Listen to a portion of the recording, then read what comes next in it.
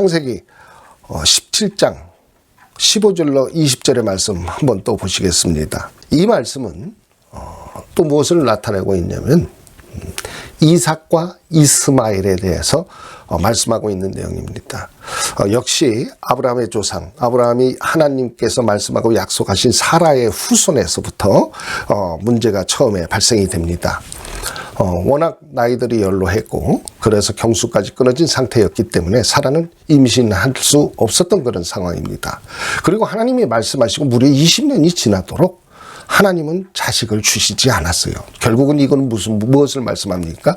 아브라함의 아내 사라는 도저히 아이를 가질 수 없는 그런 상태였다는 것을 완전하게 증명하고 나타내고 있고 또 본인들도 그것을 인정하고 생각하고 있었습니다. 그럼에도 불구하고 하나님께서는 그 불가능한 일을 가능하다 이렇게 말씀하시면서 자녀를 주시겠다는 것입니다.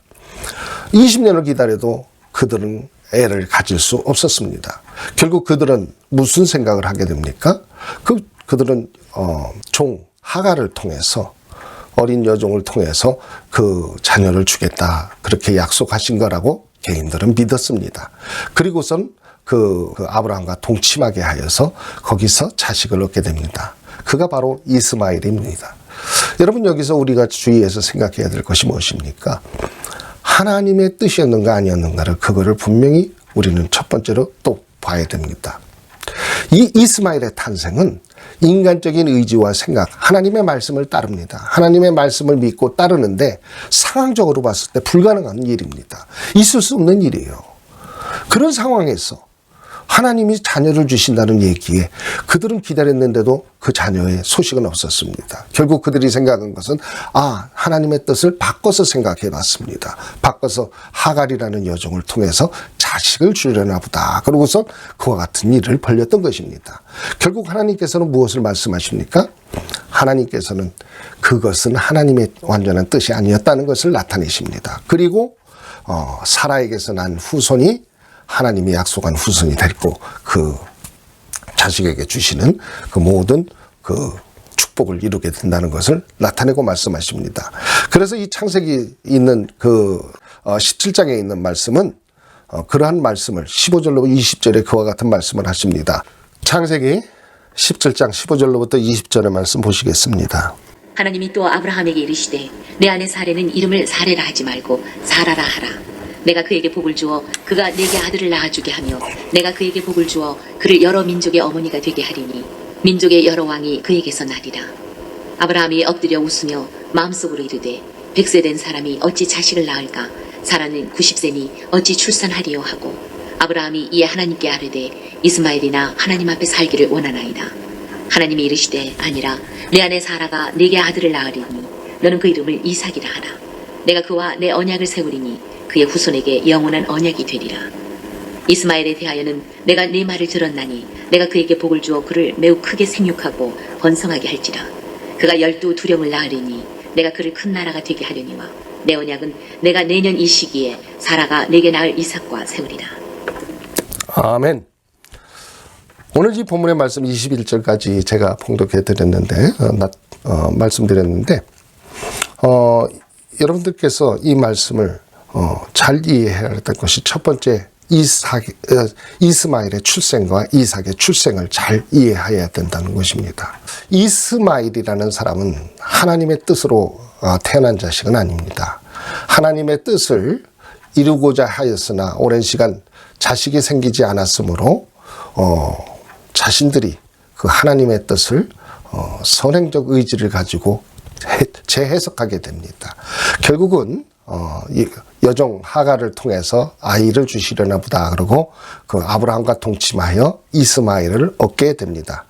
그럼에도 불구하고 하나님께서는 분명히 하시기를 사라의 몸에서 난 자가 그 하나님의 그 약속하신 언약의 후손이라는 것입니다. 그래서 그 자손은 그 후손은 영원한 언약이 된다 이렇게 말씀하고 나타내고 있어요. 반면에 이스마엘에 대해서는 굉장히 커다란 축복을 하십니다. 그래서 그를 매우 크게 생육하고 번성하게 할지라 그가 12두령을 낳으리니 내가 그를 큰 나라가 되게 하려니와 내 언약은 내가 내년 이 시기에 사라가 내게 낳을 이삭과 세우리라. 이렇게 분명하게 클리어하게 나타내고 또 말씀하고 계신 것을 볼 수가 있습니다. 그렇다면 하나님께서 왜 이스마엘을 축복하셨는가? 이것이 우리들에게 큰 숙제가 되지 않을 수 없습니다. 사실 이 말씀을 통해서 지금 이슬람교도 사람들과 기독교 사람들이 이스라엘 백성들과의 마찰도 있습니다. 여러분이 이와 같은 내용을 이제 반드시 이번에 이해하심으로 하나님이 제시하는 성경의 두 가지의 길을 잘 이해해 주시기 바랍니다. 이 이스마엘이라는 사람은 이와 같이 인간의 선행적 의지를 가지고 하나님의 말씀을 재해석하고 자신들이 그것을 신앙에 적용시키는 그런 모습 속에서 탄생된 자식입니다. 다시 말해서 오늘날 교회의 모습이 그렇다는 것이에요. 오늘날 교회가 아브라함의 후손의 그 자손들이 세워진 예수 그리스도 안에서 세워진 그 교회도 이와 같이 두 부류로 존재하고 있다는 것입니다. 인간의 선행적 의지를 가지고 살아가는 사람들이 있는가 하면은 하나님의 말씀 위에 기반을 두고 서서 믿음으로 영적인 말씀으로 모든 것을 쫓아서 행해가는 영의 사람들의 구별이 있다는 것입니다. 이 두 부류는 하나님이 아브라함에게 주시고자 하는 그 복 안에 같이 포함이 되어 있는 사람들입니다.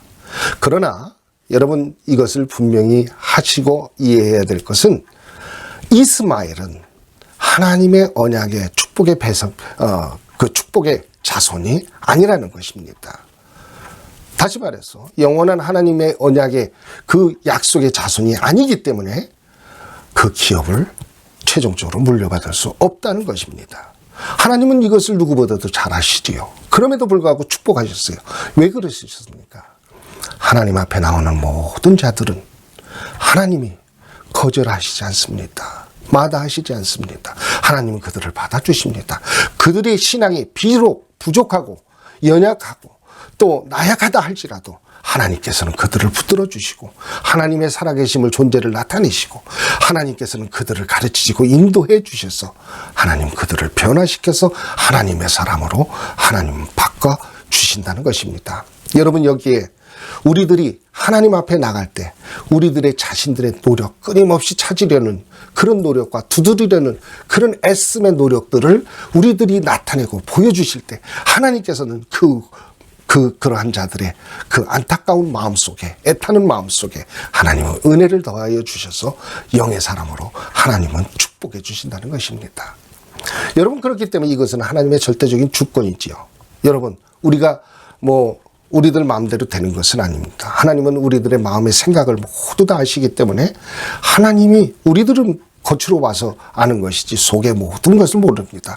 그러나 하나님은 그 모든 것을 아시기 때문에 그러한 일을 나타내시고 계속적으로 이루어 주시는 줄로 믿습니다. 그래서 이 아브라함의 후손 이스마엘은 하나님이 비록 이렇게 축복하셔서 살아갑니다.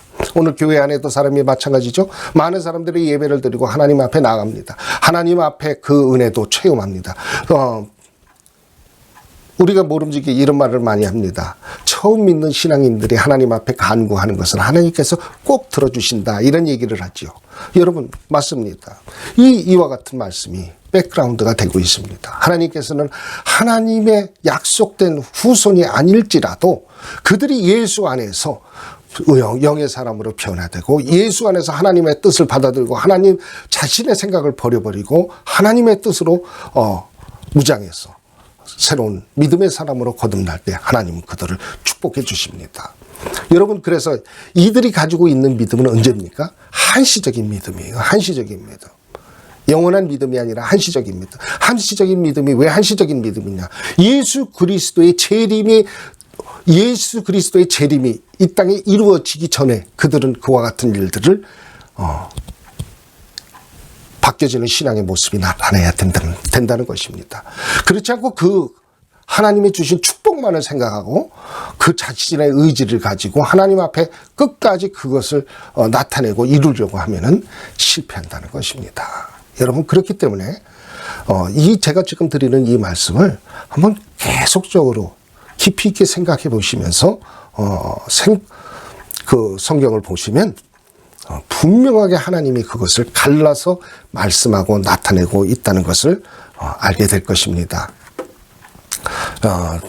제가 이미 칠복을 말씀드리면서 여러 가지들을 조금씩 제가 나타내서 말씀드렸기 때문에 이 성경이 제시하는 두 가지의 길에 대해서는 제가 빠른 속도로 여러분 나갈 거니까 그렇게 이해해 주셨으면 합니다. 그리고 제가 제2화에서도 1화에서도 역시 이 이야기를 서론적으로 조금씩 말씀드렸습니다. 그래서 지금 본론적인 것을 말씀드릴 때 많은 것이 제 방송을 계속적으로 보신 분들은 많은 것을 이해하는데 큰 도움이 되리라 믿습니다.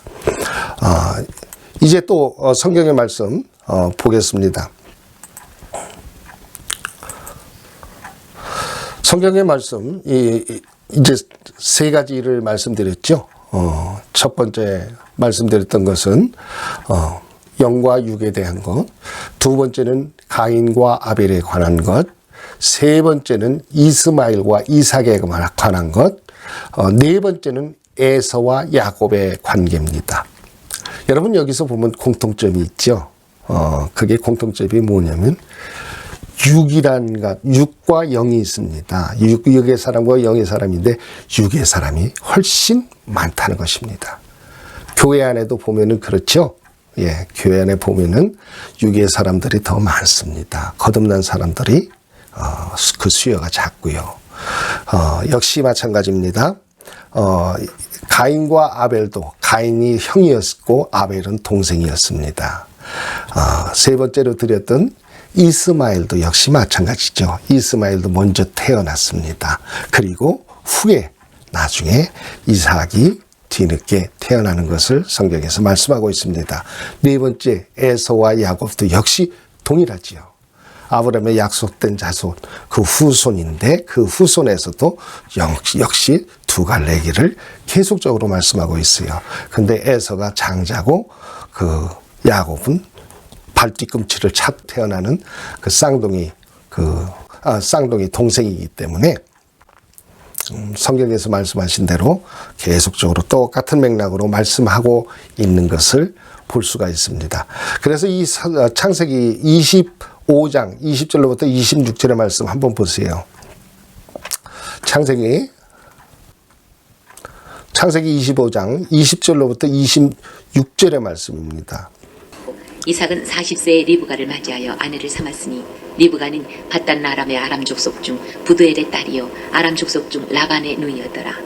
이삭이 그의 아내가 임신하지 못하므로 그를 위하여 여호와께 간구하매 여호와께서 그의 간구를 들으셨으므로 그의 아내 리브가가 임신하였더니 그 아들들이 그의 태 속에서 서로 싸우는지라 그가 이르되 이럴 경우에는 내가 어찌할꼬 하고 가서 여호와께 묻자온대 여호와께서 그에게 이르시되 두 국민이 내 태중에 있구나. 두 민족이 내 복중에서부터 나누이리라. 이 족속이 저 족속보다 강하겠고 큰 자가 어린 자를 섬기리라 하셨더라. 그 해산 기한이 찬즉 태에 쌍둥이가 있었는데 먼저 나온 자는 붉고 전신이 털옷 같아서 이름을 에서라 하였고 후에 나온 아우는 손으로 에서의 발꿈치를 잡았으므로 그 이름을 야곱이라 하였으며 리브가가 그들을 낳을 때에 이삭이 60세였더라. 아멘. 여기서 보면 에서와 야곱이라는 사람이 나옵니다. 그런데 에서는 장자로서 그 축복권을 갖고 태어나게 됩니다. 여러분 여기서 야곱이라는 사람은 그것을 굉장히 부러워했어요. 그리고 갖고 싶었어요. 여러분 그래서 그는 잔꾀를 쓰는 것을 볼 수가 있습니다. 그 사냥에서 돌아오는 그 에서에게 그와 같이 제안을 합니다. 단팥죽을 만들어 놓고 장사권을 내게 달라. 그랬더니 에서는 그 일을 허락합니다. 여기서 우리가 이해해야 될 것이 무엇입니까? 하나님이 주신 축복, 그 축복을 누릴 수 있는 자, 그 자들은 그 하나님의 축복을 소중하게 여기는 자, 간절하게 간구하고 갖기를 원하는 자, 그 하나님의 뜻을 사모하고 늘 그 뜻 안에서 살아가기를 원하는 그런 모습 속의 사람들을 하나님께서는 축복해 주신다는 것입니다. 나중에 이러한 일들을 통해서 이삭이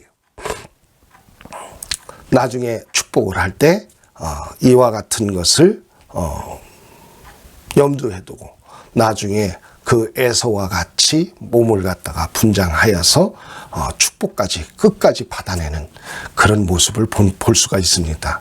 야곱은 그런 성격의 소유자였어요. 그런 반면에 에서는 어땠습니까? 하나님의 축복, 이것은 변하지 않는다는 것입니다. 그것까지는 맞았어요. 그런데 그는 그 축복을 경시했어요. 나는 누가 뭐래도 이 축복을 받을 자다. 당연한 자라고 생각했습니다. 여러분 오늘날에도 그와 같은 자들이 있죠? 누굽니까? 이스라엘 백성입니다. 우리들을 하나님이 택하신 선민이기 때문에 우리는 반드시 하늘나라에 간다는 것입니다. 여러분 그래서 그 메시아를 지금도 기다리고 있어요. 예수 그리스도는 십자가에 내어주고 지금도 메시아를 기다리고 있는 민족이 바로 이스라엘의 민족입니다. 꼭 에서와 같은 모습을 취하고 있죠.